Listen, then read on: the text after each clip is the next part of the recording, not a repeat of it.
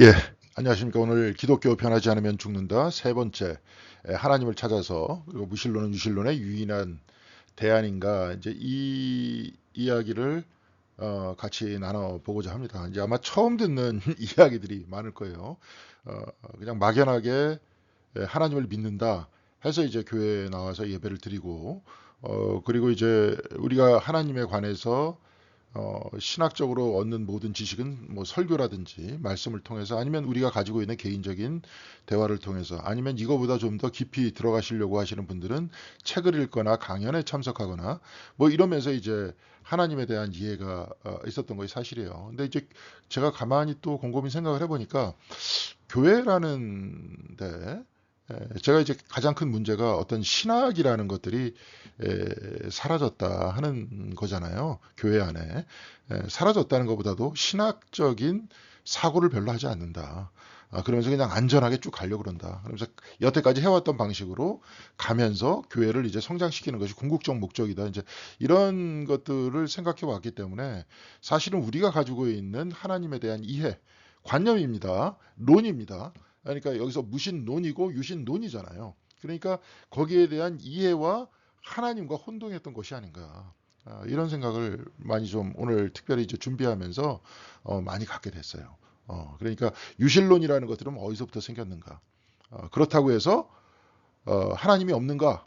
예, 그렇지 않죠. 우리는 있다고 믿잖아요. 근데 있다고 믿는 그 다음에 생겨난 모든 관념은 유실론이라는 인간이 만든 논이라는 거죠.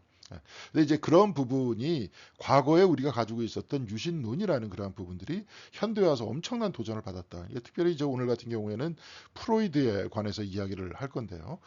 그 내용들을 한번 집약을 해서 특별히 이제 앞으로 이 사람이 찾아 나가려는 것은 우리가 이렇게 하나님이 없는 사회, 완전히 무신론의 사회잖아요. 세속의 사회 안에 던져졌고 이런 사회에 우리가 유배됐는데, 유배된 이 상태에서 우리가 어떻게 하나님을 찾을 것인가, 여기에 대한 이제 진지한 고민이기 때문에 에, 그렇잖아요. 서구 사회는 이미 시작됐고 그러면서 기독교가 막 폐쇄됐고, 제가 지금 이게 이제 여러분들 앞에 지금 옆에 뒤에 딱 보이는 여기 교회가 졌다 교회인데, 이제 수도원입니다. 스코틀랜드에 있는 인치컴이라는 어, 수도원이에요. 에딘버러에서부터 이제 저 하일랜드 쪽으로 북쪽으로 쭉 올라가다 보면 가운데 바다가 있는데, 저 뒤쪽에 있는 물은 바다입니다. 거기에 이제 작은 섬이 있는데 그 섬 안에 있는 수도원이에요. 근데 스코틀랜드에 있는 수도원 한번 제가 쭉 찾아봤어요. 여러분들도 한번 그 뭐 구글이라든지 여기서 스코틀랜드 수도원 한번 쭉 찾아보세요. 다 저렇게 허물어졌어요. 음. 그리고 여기서도 이렇게 쭉 보면은 아시겠지만 사람들이 딱 앉아가지고 있죠. 여기 할아버지 할머니 같은 분들이 앉아, 여기도 앉아 있고 여기도 이렇게 앉아 있고, 이렇게 구경하는 관광 명소로 이렇게 바뀌었어요. 서구는. 네. 그래서 기독교가 지금 죽어가고 있는 모습입니다. 서양이.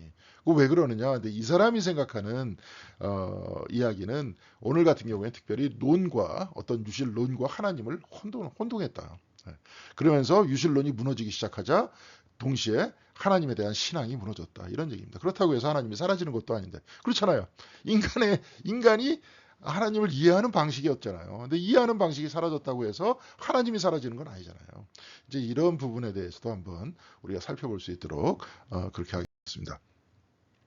자, 우리가 첫 번째 쉘비 스퐁의 말과 같이 우리는 유배지, 곧 하나님을 우리의 말과 생각으로 예배할 수 없는 곳에 와 있다 하는 것을 동의한다면, 우리는 지금 막 예배를 하고 있잖아요. 예배를 하고 있는데 이 사람 같은 경우에 좀 더 깊이 생각해 보자. 깊이 생각해 보면서 우리가 가지고 있는 하나님 관념에 대해서 한번 생각해 보자 하는 얘기예요. 근데 현대는 하나님을 떠난 시대다. 그리고 우리는 과거와 같이 하나님을 찬양할 수 없는 시대에 지금 와 있다 하는 얘기잖아요. 우리가 이제 저번 시간에 유배지에 대해서 잠깐 배워왔지만, 그렇죠. 뭡니까? 바빌론 포수로 돼 있는 상태에서 성전이 사라지고 나서 모든 전통적인 문서가 사라진 이 상태에서 이 사람들은 하나님을 예배할 수 없었다 그랬잖아요. 근데 하나님이 그곳에 존재하지 않았느냐? 존재했잖아요. 네, 그렇죠? 바벨론에서도 그들이 저기 성지를 떠나서 성전을 떠나서도 여전히 신앙을 간직을 했었고, 그런 다음에 그들이 다시 돌아와서 성전을 세우고 또 다른 뭐 느헤미야라든지 뭐 에스라라든지 그다음에 학계 예언자라든지 새롭게 이야기를 하고 그다음에 신명기서를 저술을 하면서 그렇죠. 새롭게 하나님에 대한 이해를 하기 시작을 하잖아요. 그러니까 이제 그 전에는 하나님이 이스라엘 안에만 있다고 생각했다가 이제는 그 관념이 바뀌지 않았습니까? 이제 마찬가지입니다. 우리도 이런 유배지에 딱 와 있는데 과거와 같은 방식으로 하나님을 이해할 수 없는데 우리는 또한 우리의 신앙이 과거에 또한 유배되어 있단 말이에요. 우리는 이 현대 사회에 유배되어 있으면서 그러니까 이제 이런 형태의 문제를 극복하기 위해서 이 사람이 이제 이런 글을 쓰는 것이다. 그리고 이렇게 우리가 책을 읽어 나가는 것이다 하는 것을 진지하게 생각하고 여기에 대해서 그냥 뭐 옛날에 과거에 해왔었던 그냥 하나님 믿고 막 살지 뭐 이러면 이제 상관이 없는데 거기에 대해서 극복하려고 노력하시는 분들은 굉장히 도움이 되실 거고 또한 이렇게 새롭게 도전적인 이야기들이 우리 주변에 굉장히 많았을 거예요. 근데 거기에 대부분 응답하지 못하고 그냥 넘어가고 하면서 우리 신앙도 흔들리고 이런 상태에서 여기까지 쭉 왔다면 이 책이 굉장히 도움이 되는 책이 아닌가 이렇게 생각을 합니다. 자, 그래서 유배지고 하나님을 믿고 우리의 말과 생각으로 예배할 수 없는 곳에 있다는 말에 동의한다면 오늘은 유실론이라는 개념이라 그랬잖아요. 유신론이잖아요. 그렇죠? 무엇이고 하나님 개념, 인간이 만든 개념을 한번 해체해 볼 것이다. 이게 특별히 이제 스퐁이 이제 어떻게 해체하는지를 한번 살펴볼 수 있도록 그렇게 하겠습니다. 하나님이 사실은 그래요. 우리가 마이스터 에카르트 같은 경우에는 하나님 그러면은 하나님을 이제 신이라고 본다면 하나님을 넘어선 하나님, 신성을 얘기하잖아요. 예. 그렇죠? 그럼 하나님을 넘어선 하나님 우리는 알 수 있느냐? 없다는 거예요. 그러면 우리가 신이다 그러면 신이라는 존재는 하나님이라는 존재는 성경책에서 기록되어 있고 교리상으로 나왔었던 존재죠. 근데 교리상으로 안정되게 토론을 통해서 나아가게 만들어 주는 것이 신학이긴 합니다. 이것을 통해야 우리가 흔들리지 않아요. 근데 이거 다 없애버린다 이제 막 극단적으로 나가다 보면 잘못하고 큰일 납니다. 그러니까 이제 이런 부분들도 진지하게 고민할 수 있고 이 스폰과 같이 얘기할 수 있는 이유는 뭐냐면 이 사람이 신학자였기 때문에 그래요. 그렇기 때문에 이렇게 고민할 수 있고 이 관념을 깨가면서 나아갈 수 있고 했다는 거 기억해 두시면 좋을 것 같습니다. 근데 여기서도 굉장히 선을 넘으신 분이 한 분 나왔어요. 마이클 도널드 고울더라는 분이 버밍햄 대학교 신약학 교수였대요. 근데 이 사람이 이제 굉장히 그 성공의 사제이기도 했대요. 버밍햄 대학교가 이제 성공해서 세운 학교인데, 근데 여하튼 거기에서 성공의 사제이기도 하면서 거기서 이제 그렇게 살아왔었던 그런 사람인데 나중에 이제 그 사람이 바뀌었다는 거예요. 유실론에서 비공격적 무신론자다 자기는. 그러면서 더 이상 과거에 성경 안에 기록된 하나님이 더 이상 현대에 작동하지 않는다. 나도 그런 하나님을 믿지 않는다. 그렇기 때문에 나는 유실론자가 아니라 무신론자다. 이제 이렇게 얘기했다는 거예요. 그래서 그 사람 얘기는 뭐냐면 전통적인 하나님상의 대부분이 그 의미와 힘 모두를 상실했다. 이렇게 얘기를 했다는 겁니다. 이제 우리가 첫 번째 이야기를 했었던 그 얘기잖아요. 스폰 같은 경우에 무신론이 유신론의 대안이냐. 근데 자기는 그렇게 보지는 않는다는 거잖아요. 그렇다고 해서 자기는 과거에 가지고 있었던 유실론이라는 그러한 관념 안에서 하나님을 바라보느냐. 자기도 그렇지 않다는 겁니다. 그렇다고 해서 자기는 무신론자냐. 신이 없다 그러는 거냐. 아니다. 이분은 신을 찾으려고 하는 거잖아요. 하나님을 찾으려고 하는 거잖아요. 그렇게 유배된 상황 속에서 하나님 우리는 어떻게 찾을 것인가 이 얘기를 해주고 싶은 거잖아요. 그러니까 이제 이 사람은 마이클 도널드 고울더 같은 사람은 이 사람은 이제 너무 나간 거죠. 그럼에도 불구하고 지금 버밍햄 대학교에서 이제 사제직은 내려놓고 이제 더 이상 믿지 않으니까. 근데 신약학은 가르치고 있습니다. 예? 가르치고 있어요. 그 교수직까지 잘릴 수는 없는 거니까. 성공회에서 굉장히 서포트를 받는 학교이긴 하지만 그 버밍햄 대학교도 역시 마찬가지로 공립학교거든. 예. 영국에 있는 학교는 이제 옥스퍼드, 캠브리지를 빼놓고 싹 다 공립학교거든요. 예. 그러니까 이제 이 사람이 사제직을 벗어 던졌다 해서 거기서 쫓아낼 수는 없는 거죠. 그래서 계속 가르쳐요. 제가 다니던 이제 랭캐스터 대학 같은 경우에도 종교학과이기 때문에 거기서 안 믿어요. 어떤 사람 믿지 않는데 종교학을 공부하고 박사학위를 받아서 거기서 교수 생활을 해. 그럼 내가 아니 이거 뭐 하나님도 믿지 않으면서 무슨 종교학과 교수냐니까 아니 뭐 인트레스트하지 않냐 재밌지 않냐 종교라는 게 그래서 한다는 거예요. 뭐 그런 사람들이 생겨나고 있는 거예요 지금. 예. 이제 그런 얘기를 하고 있는 겁니다. 그래서 고울더가 거부한 하나님은 초자연적 인격체로서 때때로 자신의 뜻이 아니라 뜻입니다. 죄송합니다. 자신의 뜻을 성취하기 위해 이 세상 속에 침입하는 그런 하나님이다. 자기는 그런 하나님을 믿지 않는다 하는 겁니다. 그렇다고 해서 자기가 무신론자다 이렇게 얘기할 수 있겠느냐 이런 말이죠. 근데 이제 리차드 스윈번이라는 사람이 그 여러 가지 유신론에 대한 그 개념을 정리를 했는데 여기서 이제 리차드 스윈번이라는 사람은 이제 옥스퍼드 대학 철학과 교수입니다. 지금 이제 은퇴했죠. 1934년생이니까 이제 아직도 살아계신데 이분은 이제 사실은 이렇게 쉽게 스뽕이 얘기하듯이 이렇게 쉽게 넘길 수 있는 분이 아니에요. 이 사람도 굉장히 깊이 있는 사람인데 유실론은 뭐라고 얘기했냐면 하나님은 몸이 없는 인격체와 비슷한 존재. 그러니까 그것까지밖에 얘기 못하는 거예요. 철학이니까. 근데 우리와 같은 육체를 지니지는 않았지만 인격체라는 거예요. 그는 영원하고 자유로우며 무슨 일이든 할 수 있다. 그러니까 자유롭기 때문에 무슨 일이든 다 할 수 있다는 거죠. 무엇이든지 다 할 수 있다. 전지하다. 그리고 완전히 선하다. 인간의 예배와 순종에 적합한 대상이며 이 세상의 창조주와 이 세상의 창조자이고 이 세상을 지속시키는 자다. 이렇게 얘기했다는 거예요. 근데 이제 이 사람이 쓴 책에서 하나님은 존재한다라는 책, 지금 한국에 책이 딱 하나 번역돼 있더라고요. 근데 이제 그 책 안에서는 그렇게 기록돼 있습니다. 이 사람은 우리 자신이 무슨 생각을 할지 앞으로 어디에 갈지 하나님 모른다는 거예요. 그럼 왜 전지하다고 얘기했느냐? 아는데 모른다는 겁니다. 이 이야기는 뭐냐면 우리한테 자유의지를 줬기 때문에 거기에 대해서 관여하지 않는다는 거예요. 그러니까 나름대로 이제 이 사람은 유실론을 자꾸 주장하는 이유가 뭐냐면 세상에 대한 이해를 무실론적으로 얘기한다면 안 풀린다. 풀려내지 않는다.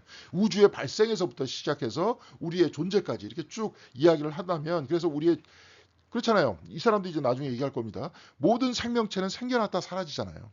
생겨났다 사라지면서 쭉 이렇게 와서 이런 인간과 같이 만들어져서 인간이 이제 자기를 넘어서 생각을 했다가 이제 우리가 가지고 있는 셜비 스뽕이 얘기했듯이 유실론까지도 비판할 수 있는 지경까지도 인간이 이렇게 왔다는 거예요. 네? 이 부분에 대해서는 하나님을 인정하지 않고는 설명이 안 된다라고 얘기하고 싶은 거예요. 이 사람은. 리차드 스윈번 같은 사람은. 근데 이제 이렇게 디테일하게 얘기하면 사실은 존 셜비 스뽕은 사실은 나는 이 사람의 말에 동의하지 않는다 이렇게 얘기하고 싶은 거죠. 그래서 스뽕은 뭐라고 얘기했냐면 세상 바깥에 계신 인격적 초자연적 개입의 잠재성을 지닌 자. 나중에 이제 스뽕은 얘기할 겁니다. 하나님은 우리 안에서 발견될 수 있다. 그러니까 안에 있다는 게 아니라 우리 안에서, 우리의 경험 안에서, 우리의 마음 안에서. 그리고 이 존재를 끊임없이 극복해 나가면서 하나님께로 우리 나가는 것이다. 그렇게 이끌어 주신다. 이제 이거를 얘기할 겁니다, 나중에. 근데 여하튼 스포은 이제 여기서 이렇게 얘기하면서 유실론이라는 정의가 이렇다는 거예요. 그래서 우리 바깥에서 가진 인격적 초자연적 개입을 가진 그런 잠재성을 가진 자다. 이렇게 얘기를 하면서 그것을 다 깨가는 거죠, 이제. 다 이제 깨려고 하는 겁니다. 자, 한번 보겠습니다. 그러나 유실론과 하나님은 똑같은 것이 아니다. 이제 이거 굉장히 여기서 정직한 얘기를 했어요. 이게 굉장히 오늘 이 책의 내용 중에서 제일 중요한 얘기인 것 같아요. 유실론은 하나님에 대해 인간이 내린 하나의 정의에 지나지 않는다는 거예요. 유실론이 하나님이 아니라는 거죠. 그것은 인간의 뭐예요? 머릿속에서 만들어낸 개념이라는 거예요. 그래서 만약에 계시가 있다고 해도 이제 일부러 책이니까 이렇게 썼습니다. 믿죠. 신앙인이니까. 그 계시 역시 인간의 경험의 한계 내에서 이해하고 받아들여지는 거 아니에요? 하나님이 뭔가 계시를 보냈어. 우리가 저번에 빅년의 힐데가드 같은 경우에 어떤 환상을 봤어. 그것도 일종의 계시죠. 그런데 그 계시를 이해하는 방식은 어떻게 이해합니까? 자기가 가지고 있는 지식을 가지고 이해하는 거 아니에요. 경험을 가지고 이해하는 거 아닙니까? 이제 그렇게 얘기를 하는 거예요. 그래서 나중에 이제 무슨 뭐 꿈을 꿨다, 무슨 계시가 왔다, 막 이런저런 얘기들을 많이 하시는데 거기에 대해서 다 해석하는 거 보면 자의적으로 다 해석하잖아요. 그렇죠? 이제 이런 부분이에요. 그러니까 이것 역시 인간의 경험 안에 존재한다. 이 경험 안에서 하나님에 대해서 정의 내린 것이 유신론이다. 이런 얘기입니다. 그래서 히브리 성서 안에 하나님은 가만히 보면은 자기 자의식이 투사됐다는 거예요. 예. 하나님은 이스라엘 민족이 증오하던 모든 사람 하나님이 증오하셔. 예? 만약에 우리가 성경책 똑같이 이렇게 읽어버리면 마찬가지입니다. 내가 증오하는 사람 하나님이 증오한다고 생각을 하게 되는 거예요. 그렇죠? 그러니까 더 이상 사실은 그래요. 우리가 저번에 랍비가 가르쳐준 이렇게 그거 있었죠. 오경 읽기. 그렇게 쭉 얘기했지만 거기서 랍비도 더 이상 성경책을 그렇게 안 읽잖아요. 이 사람들도 끊임없이 거기서 나와 있는 말씀들이 어떻게 기록되어 있는지를 계속 토론하면서 거기에 있는 의미와 뜻을 캐내잖아요. 그러니까 결국은 이제 나중에 우리가 성경을 읽는 방식은 뭡니까? 뜻을 찾는 거잖아요. 뜻. 네? 옛날에 함석헌 선생이 뭐 뜻으로 본 한국 역사 이렇게 쭉 얘기하지만 역사 안에도 뜻이 있다. 성경 안에도 뜻이 있다. 그 뜻을 풀어야 된다. 우리의 삶의 방식은 뜻을 풀이하는 방식이다. 이런 얘기하잖아요. 그러니까 그 뜻을 풀이하기 위해서 끊임없이 토론하고 논쟁하면서 그 안에 있는 의미들을 찾아내야 되는 거지. 이걸 피상적으로 읽으면서 내가 싫어하는 존재는 다 하나님이야. 이스라엘이 싫어하는 존재는 하나님이 다 싫어하셨어. 그러니까 내가 싫어하는 존재는 하나님도 싫어해야 돼. 이렇게 얘기하면 결국은 내가 투사해서 내가 만들어낸 유신론을 가지고 그것이 진짜인 줄 아는 거죠. 그러니까 성경책 내에서는 그런 모든 관념, 내가 만든 것, 내가 만든 것을 숭배하는 걸 뭐라고 얘기합니까? 예, 우상 숭배라 그러잖아요. 우상 숭배. 예? 그게 다 우상이라는 거죠. 우상은 손으로 깎아 만든 존재이기도 하지만 어떻게 돼요? 내 관념으로 만들어낸 존재이기도 합니다. 예. 자, 그래서 스뽕은 유신론의 주장은 모두 다 인간의 생각과 삶을 하나님으로 투사해서 얻어진 관념이다. 이렇게 얘기하는 거죠. 예. 그래서 우리가 이제 침묵기도 같은 거 하잖아요. 교회에서도 침묵기도 막 할 때도 그 뭡니까? 생각을 안 하려고 그러는 거죠. 뭘 안 하려고 그러는 거야? 관념을 벗어던지려고 그러는 거죠. 예. 그렇죠? 생각을 넘어서 직접 다가오시는 하나님을 체험하려고 하는 거 아니에요. 네, 그런 거죠. 그렇죠. 그러면서 물론 우리는 얘기하죠. 하나님이 우리 주변에 있다. 이제 그 현존기도 얘기할 때 우리 안에도 있다. 성경책 안에서 그렇게 얘기하고 있기 때문에 그렇지만 그 존재가 구체적으로 어떤 존재인지는 잘 몰라. 그렇지만 성경 안에서 이야기하고 있는 우리가 이해하고 있는 성경 안에서까지도 말씀하고 있는 하나님은 우리 안에 있고 우리가 하나님 안에 있다 하는 그 이야기잖아요. 그 이야기만 가지고 있다가 나중에 거기에 대해서 뭐 구체적으로 이런저런 생각 안 하고 있다가 가지고 있으면서 끊임없이 하나님께 집중하는 기도를 하다가 다가오는 거잖아요. 우리의 관념이 아니라. 그렇죠? 이제 그런 얘기입니다. 그래서 유럽의 하나님은 제국주의를 합리화하고 현대의 하나님은 부의 축적과 권력 위에 축복하는 자와 번영시라 그런 거잖아요. 솔직히 얘기해서 거기 뭐 순복음교회 같은 경우에 그런 얘기 아닙니까? 결국은 내가 가지고 있는 욕망을 충족시켜주는 존재 아니에요. 그러니까 유럽이 제3세계를 막 침입하면서 식민주화 했었을 때 거기에 막 선교사 파송해가지고 이야기를 하잖아요. 거기서 나오는 하나님 뭐예요? 유럽의 제국주의를 합리화시켜주는 존재잖아요. 이제 그렇게 여기 왔다는 거예요. 결국은 이거 다 지금 반성되고 있잖아요. 이게 극복되지 않으면 뭡니까? 지금 모든 지구 공동체 자체를 평등하게 바라보면서 생각하는 이런 형태의 관념을 따라가지 못하는 거 아니야. 다 옛날 관념이잖아요. 이런 게 다. 그러니까 이제 이거 얘기하면서 바깥에서 도전이 일어날 때마다 방어를 못하기 때문에 어떻게 합니까? 교회가 담이 더 높아지고 그렇게 비슷한 생각만 하는 사람들끼리만 모이다가 나중에 그 사람들이 죽으면 어떻게 되는 거예요? 사라지는 거죠. 그럼 죽는 거죠. 이 사람이 얘기하듯이 기독교는 죽는 겁니다. 네.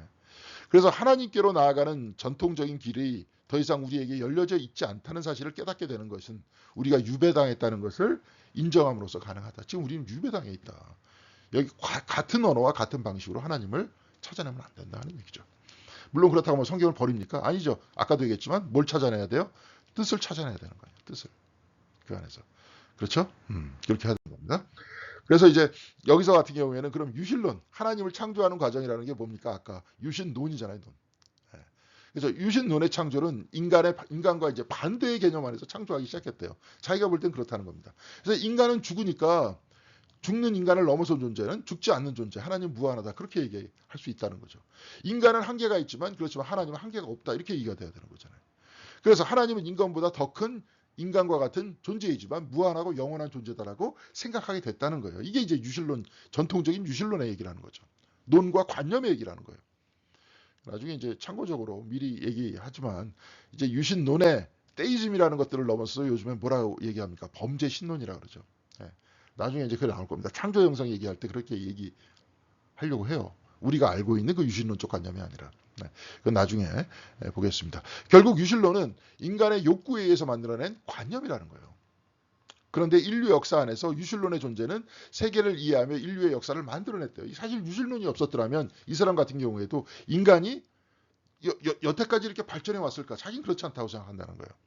왜 그러느냐? 인간이라는 존재는요. 여기서 이렇게 쭉 보면 인간의 자의식이 등장하는 순간 자의식이라는 건 뭐냐면 나라는 의식이 존재하기 저기 딱 생각났다는 거야. 내가 여러분들 이게 개들도 이렇게 쭉 보면 거울을 앞에다 갖다 주면은 개들이 어떻게 합니까? 짖죠. 물론 이 정도의 자의식은 나중에 유인원 정도 침팬지한테 딱 갖다 주면 침팬지는 자기라는 걸 압니다. 그 대신 침팬지와 인간과 다른 점이 뭔 것 같아요. 물론 이제 생긴 것 다르고 털도 별로 없고 인간은 이제 그렇게 얘기할 수 있겠지만 뭐가 다릅니까? 이 자의식에 대한 깊이가 달라요. 이게 뭐냐? 철학적으로 사고할 수 있게 됐다는 겁니다. 인간은 자기가 죽는다는 걸 알아. 자기를 넘어서를 알아요. 인간은. 그렇죠? 그러면서 이제 예를 들어서 라깡이라는 사람이 얘기할 때 상상계. 아유 이게 뭐 그다음에 이게 안 쓰겠습니다. 이게 왜냐면 안 쓰여져요. 잠깐, 쓰여질 수도 있겠네요. 잠깐만요. 근데 얘가 이제 쓰여지네요. 상징계, 상상계와 상징계를 나눴어요. 상징이라는 건 뭐냐면 바깥에 모든 어떤 사건들이 일어났을 때 내적으로 상징하면서 상징적으로 이해하는 방식. 이건 뭐 때문에 상징계가 생기느냐? 그러니까 나라는 것을 남이 나를 어떻게 볼까에 대해서 거기에 대해서 집중하기 시작을 해요. 남이 나를 어떤 상징으로 이해할까? 그러니까 이제 자꾸 꾸미는 거잖아요. 막 그냥 막 다이어트도 하고 막 하고 막 이러는 거 아닙니까? 예? 그런 인간 관계 속에서 살아가니까. 그런 그 상징계가 있다는 거는 뭐예요? 인간은 자기를 넘어서 볼 수 있다는 거 아니에요. 그러니까 상징계라는 것들이 가능한 거 아닙니까? 넘어서 볼 수 있다는 건 뭐냐면 인간이 뭘 하기 시작했다는 거예요? 죽음에 대해서 인식하기 시작했다는 거 아닙니까? 자기가 죽는다는 걸 아는 거 아니에요, 인간은. 예? 그렇죠? 그렇기 때문에 아까도 얘기했지만 자기 자신의 한계, 자기 자신의 죽음을 넘어선 또 다른 존재를 인간은 투사하기 시작했고 거기에다가 신이라는 관념을 가지고 났다. 이런 얘기예요. 그러니까 이런 형태의 그 존재를 가만히 살펴보니까 꼭 죽음만이 아니고 뭐예요? 태양도 인간을 넘어서 있습니까? 넘어서 있지 않습니까? 예를 들어서 태양, 뭐 달, 하늘. 아유, 이게 쉽지 않네요. 뭐 하늘 이런 모든 것들도 다 어떻게 됩니까? 옛날에 다신론적 세계관이다 그러면 다 그런 게 있었잖아요. 그러면서 태양의 신이 따로 있고 달의 신이 따로 있고 하늘의 신이 따로 있어가지고 땅의 신도 따로 있고 말이지. 뭐 강의 신도 따로 있어서 모든 존재와 어떤 식으로 결합이 돼요? 인격적으로 결합이 되는 거 아니에요. 내가 그를 만날 수도 있고 제사를 드릴 수도 있고 그렇죠? 막 이렇게 하면서 갑자기 강이 범람하고 사람을 죽이면은 사람들은 어떻게 생각할 수 있게 됐어요? 우리가 저 신이 노했나 보다 말이지. 그래서 뭘 갖다 바치고 말이지. 그러면서 자기 자신의 심리적인 안정성을 구가할 수 있게 됐다는 거예요. 그러니까 만약에 인간이 자의식이 등장하면서 자기가 죽는다. 여기서 죽음이죠. 죽음이라는 것들을 딱 알게 됐고 내가 여기서 왜 태어났는지 이해하지 못하는 상황에서 쭉 하면은 인간은 어떻게 됩니까? 불안하잖아요. 불안하게 됐기 때문에 모든 그 어떤 자기를 넘어선 존재의 인격성을 부여하면서 그 존재와의 만남을 통해서 자기가 살아가게 됐다는 거예요. 마음의 심적인 안정감을 가지고. 그러면서 유신론에 의해서 여태까지 왔다는 거예요. 그러면서 인류의 역사가 진화되면서 발전되어 왔다는 겁니다. 만약에 이런 형태의 유신론이 없었으면 인간은 소멸될지도 모른다라고 생각했던 거예요. 과거에. 그냥 다 자살해버리든지, 모임이대로 살아? 막 이러면서 막 이랬다든지. 그런데 이런 논 자체를 이제는 비판할 수 있는 그 시대가 됐다는 겁니다. 예. 이 론을 비판한다는 거예요. 비판? 뭘 비판합니까? 론을 비판하는 거예요. 관념을 비판하는 거예요, 관념. 예. 그래서 프로이드는 이 유신론적 종교는 어디서 생겨났느냐? 자의식의 충격에서부터 나타났다는 거예요. 자의식의 충격이라는 건 뭐냐면 삶의 의미에 대해서, 죽음에 대해서, 여기에 대해서 딱 이게 오니까 이것을 무마시키는 존재, 무마시켜 내야 되기 때문에 바로 그 기제가 종교라고 이렇게 봤던 겁니다. 심리학적으로. 자, 그래가지고 다른 생명체는 살다가 죽는다는 의미를 발견하지 못했죠. 그래서 근데 자기를 초월한 두뇌를 가진 인간은 역사 속의 사멸, 즉 무의미성에 대한 충격이 다가왔다는 겁니다. 근데 이거 굉장히 중요한 얘기입니다. 지금 현재 기독교 신앙뿐만이 아니라 사람들이 종교를 떠나고 있잖아요. 사람이 이제 과학이 발달되기 시작하고 인식이 발달되기 시작하면서 물론 이제 원래 기독교인들도 뭐 태양에 신이 있고 땅에 뭐 신이 있다 이제 이런 건 믿지 않지 않습니까? 네. 그렇지만 하나님이라는 존재도 상실했기 때문에 삶의 의미들을 상실해내기 시작하잖아요. 네. 근데 이제 프로이드 같은 경우에 이렇게 생각했던 거예요. 이런 현대적인 방식으로 왜 종교가 생겨났는지를 이해하기 시작했다는 겁니다. 이게 뭐냐면 자기를 초월한 두뇌를 가진 인간은 역사 속의 사멸이죠. 죽음과 무의미성이 충격으로 다가왔다는 거예요. 이 충격과 이 삶의 무의미성이라는 것들이 해소되지 않으면 인간한테 어떤 반응이 일어나냐면 히스테리라는 반응이 일어난다는 거예요. 자, 이런 충격을 해소할 다른 방법이 없을 때 드러나는 대응 방식이 히스테리예요. 미치는 거예요. 예. 그 종교는 자의식의 충격에 대한 인간의 대응 방식인 이 히스테리의 충격에 의해서 만들어진 히스테리를 처리하기 위해서 만들어낸 고안 장치다 이렇게 봤던 거예요. 지금 뭐 이제 히스테리다 이렇게 얘기하지만 요즘에는 이제 뭐라고 이야기합니까? 어떤 불안이라고 얘기하죠. 예? 또 뭐라고 얘기합니까? 뭐 우울이라고 얘기하죠. 지금 보면 우울증과 불안, 공황장애라는 것들이 굉장히 보편적이잖아요. 왜? 하나님을 떠났으니까. 문화적으로 볼 때는 이렇습니다. 예. 그래서 프로이드가 바라볼 때는 이 우울증과 불안과 이 히스테리아 같은 것들을 뭡니까? 극복해내기 위해서 고안해낸 장치가 종교다. 이렇게 얘기했던 겁니다. 예. 이렇게 얘기하면 유실론이라는 것도 인간이 만든 거고 하나님도 인간이 만든 것이다. 이렇게 얘기할 수 있게 되는 거 아니에요. 근데 이거는 논일 뿐이다. 이런 얘기잖아요. 존 쉘비 스뽕이 먼저 이렇게 쭉 얘기를 했지만 그 다음에 뭐라고 얘기합니까? 너무나도 하나님이라는 존재는 실제적이다. 이런 이야기를 하잖아요. 그러니까 이 사람은 믿는 건데 이것을 유실론이라는 과거의 방식으로 뭡니까? 얘기할 수 없다. 이제 이런 얘기죠. 자, 그래서 이 충격을 해소할 다른 방법이 없을 때 드러나는 방식은 이게 히스테리죠. 그러면서 유실론은 인간을 위협하는 존재를 인격적으로 이해했다는 거예요. 저 프로이드의 생각입니다. 뭐 태양이라든지 태양의 신, 더위의 신, 추위의 신, 바람의 신, 물의 신, 폭풍의 신. 이런 모든 신을 인격적으로 만들어야 인간과 자연이 상호작용할 수 있게 되는 거잖아요. 뭐 동양에서도 마찬가지잖아요. 천지인 삼재사상 안에서 하늘 가지고 물론 추상적으로 얘기했지만 철학적으로 얘기하든 뭐든 역시 인격적으로 이해를 했잖아요. 땅도 역시 마찬가지로 그렇게 이해를 했고 신이라고 이해하지 않았을 뿐이지. 여기에 의해서 인간과 땅과 하늘의 어떤 공능 속에서 세상이 만들어진다 이렇게 이해했잖아요. 그래서 이렇게 상호작용하여서 막강한 신적 존재들을 달랠 수 있고 흥정할 수 있고 진정시킬 수도 있다 이렇게 됐다는 거예요. 그래서 그 힘들의 희생자가 되는 것 동시에 사람들은 갑자기 막 강이 범람하기도 하고 엄청나게 올해처럼 막 덥기도 하고 막 이렇잖아요. 갑자기 막 폭풍이 일기도 하고 막 그렇게 되지만 그런 신한테 인격적으로 만든 그 신한테 어떻게 해요? 막 제사를 드리든지 막 이렇게 이야기를 하면서 자신들을 보호할 수도 있게끔 만들었다는 거예요. 그런 의식 속에서 살아가게 됐다는 거예요. 그래서 율법을 지키는 것이 이제 이런 상황 안에서 우리가 살아나가기 위해서 어떻게 해야 되느냐. 이제 율법을 잘 지켜야 된다. 이것이 굉장히 중요한 것이다. 그래서 신과 관계하면서 살아갔다는 거예요. 그러면서 인간이 여기까지 왔다는 겁니다. 네. 그래서 부족의 무당이나 제사장은 하나님의 뜻을 대변하는 존재가 되는 것이고요. 그러면서 그들에 의해서 우리가 신의 뜻을 알게 되는 것이고 삶 속에 안정감을 느끼며 살아나가는 거예요. 이 규칙들에 맞는 예배를 드리게 됐다는 거예요. 그래서 프로이드는 유실론적 징후들 속에서 피조물들의 억압된 히스테리를 발견했다는 겁니다. 예. 이제 이런 이야기 속에서 이 사람은 이제 심리학적으로 환원시킨 거예요. 그러면서 심리학적으로 축소시켜서 인간이 어떻게 종교를 만들어내게 됐는지 이렇게 이해하기 시작했다. 이런 것들을 이야기했던 겁니다.